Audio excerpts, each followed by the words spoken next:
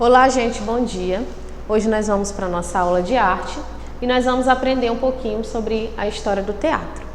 A história do teatro começou no tempo da pré-história, onde os homens da caverna já faziam danças e rituais para comemorar a caça quando ela era exitosa, e aí começaram a ter artes dramáticas naquela época. Então, a arte dramática é a capacidade de representar a vida do espírito humano em público, em forma artística. Então, no tempo da pré-história, os homens eles faziam rituais. Eles dançavam, festejavam, né? Quando eles tinham um êxito na caça, quando eles guerreavam e lutavam. Então, eles faziam esses rituais de dança. Isso daí a gente já considera que seja o princípio do teatro, porque eles já se reuniam para fazer apresentações e tinha um público que assistia essas apresentações. Então, eles festejavam com danças guerreiras, imitação da realidade envolvente e desejavam atrair a boa vontade dos deuses. Os deuses, eles sempre estiveram presentes desde quando existiu o ser humano. E então, naquela época, eles acreditavam que os deuses, eles abençoavam ou amaldiçoavam, de acordo com o que eles conseguiam, né? Para a alimentação, para a vida deles, para suprir as necessidades. Então aí nessas pinturas rupestres, elas são pinturas que retratam caça, retratam momentos que eles estão festejando, que eles estão alegres, e a partir desses estudos dessas pinturas rupestres, eles descobriram que naquela época eles já festejavam as conquistas que eles conseguiam almejar. Na civilização grega, o teatro surgiu como uma expressão literária. Então, aqui na civilização grega, as pessoas já começaram a criar roteiros, né? Os diretores já começaram a escrever as peças, como elas iam ser ensinadas por atores. Eles se encontravam em teatros, que eram locais onde as outras pessoas, o público, tinha acesso para poder ver as apresentações. Esse teatro ele podia ser de diversas formas, oval, circular, maneira retangular, de diversos formatos. A gente sabe que na Grécia, né, e também em Roma, na Itália, que é próximo, tem o Coliseu, que era um local redondo, mas que ele era usado não para ser teatro, mas para aquelas guerras de cavalo. Só que aquele formato oval, ele não é somente da Itália. Também na Grécia, em outros países próximos, eles já usavam esse formato circular para fazer teatro também, para que as pessoas tivessem uma visão mais ampliada. Então, nasceu dos ditirambos. Ditirambos eram composições líricas que eles faziam em homenagem a Dionísio. Dionísio, ele era o deus das uvas e do vinho. Quando eles tinham uma colheita proveitosa, exitosa, a colheita era bem farta, eles faziam festas em homenagem a Dionísio, né? E essas festas, elas eram com forma lírica, que é a lira é aquele instrumento de corda que eles tocavam, faziam canções, cantavam e ensinavam essas canções. Tudo isso na região da Ática, no século 6 a.C., com Tepes, natural de Corinto. Corinto é uma cidade da Grécia, tá, gente? Da Grécia Antiga. Então aí na imagem mostra, né, formato circular, pessoas dançando no meio, outras pessoas assistindo na plateia. Aí é um exemplo do formato do teatro, um formato semicircular, onde é um teatro grego, onde eles apresentavam embaixo, as pessoas sentavam nas arquibancadas e podiam ver o espetáculo. Então o ator, ele dialogava com o coral e recitava os ditirambos, que eram uma canção. O ator era sempre homem e usava máscara, ele nunca mostrava o seu rosto. É por isso que o símbolo do teatro é uma máscara feliz e uma máscara triste, tá, gente? E havia a presença de coral, de coro, outras pessoas que faziam harmonia para que esse ator pudesse recitar o ditirambo. Surgiram na Grécia, surgiram composições na Grécia, nessas festas de Dionísio, né? E aí começaram a aparecer composições sobre fatos do cotidiano, da comédia. Quando eles começaram a fazer essas comédias aí, a gente tem até uma grande referência, que é o Doente Imaginário, que foi uma das primeiras comédias que foram feitas. eles começaram a fazer comédia, onde eles usavam cenas do cotidiano da vida deles para levar, né, algo cômico e engraçado para as pessoas. E no século V a.C., o teatro adquiriu tal importância que era subsidiado pelos ricos e visto pela maioria da comunidade. Então, era um local onde as pessoas iam se divertir, porque naquela época não existia televisão, videogame, computador, celular. Então, o que eles tinham como entretenimento era o teatro.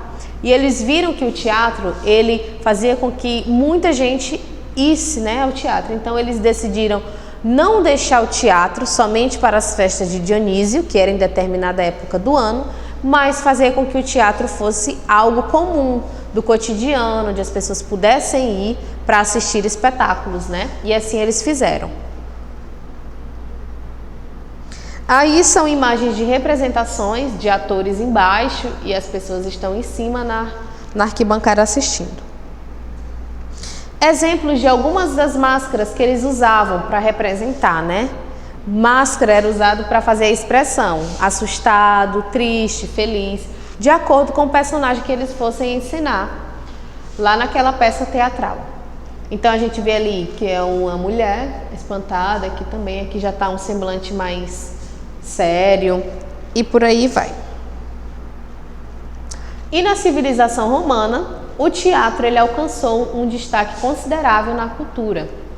Foram criadas apresentações de tragédias e comédias, e depois da queda do Império de César, o teatro entrou num período de silêncio. Então, naquela época, né, na época em que ele chegou na Roma, ele foi usado para fazer encenações de comédia, de drama. O teatro dramático também ele é bastante antigo, é desde dessa época aí, tá? E quando César ele saiu do trono, o teatro entrou em um silêncio, deu uma parada assim. Aí é um exemplo do teatro em Roma. Sempre eles faziam formato circular porque eles achavam que era melhor para o público ver e assistir as apresentações. Outro exemplo também, teatro em Roma. E quando chegamos na Idade Média, chegou em Portugal o teatro. E aí em Portugal eles levaram o teatro e começaram a representar cenas da Bíblia e da vida dos santos. Já levaram o teatro para uma visão sacra, voltada para a igreja, né? Eles representavam liturgias, faziam peças sobre o Natal, sobre a Páscoa, ressurreição de Jesus, milagres, entre outras coisas, tá? E aí eles ensinavam o povo através do teatro. Eles faziam teatro em igrejas e catedrais e em praças. O teatro ele também foi muito famoso nessa época, né? Porque ele também começou a representar episódios do cotidiano de forma cômica, de forma engraçada. E o Bobo da Corte, a gente já viu em vários e vários filmes e também desenhos animados, né, sobre Bobo da Corte. Ele criticava, declamava, dançava e tocava e fazia tudo isso para entreter o rei, né? Para que o rei se divertisse. O objetivo era que divertisse o público que estava presente nos serões, nos palácios, né? Junto com o rei e os grandes senhores.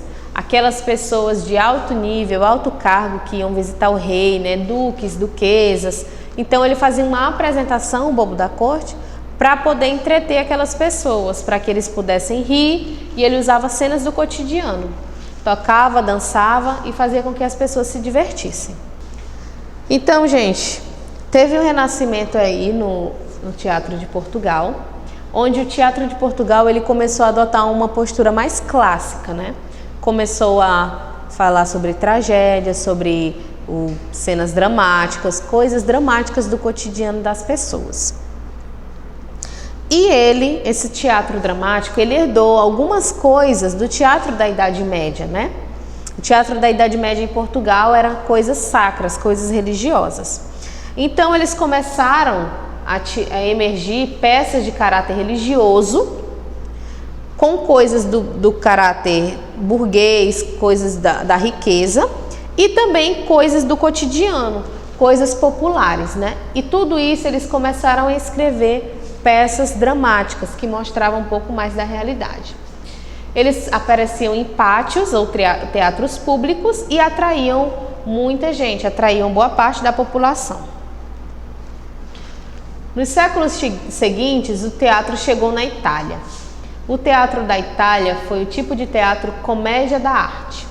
Tinha um palco de tablado, baseava na vida do povo, era inspirado pelo povo, privilegiava uma ação baseada no improviso e fazia com que os atores daquela época eles tivessem o ofício da arte, eles tivessem que se capacitar para poder fazer esse tipo de peça. Então, na Itália, o teatro chegou querendo que as pessoas elas tivessem algo para se divertir, um tipo de comédia para assistir, né?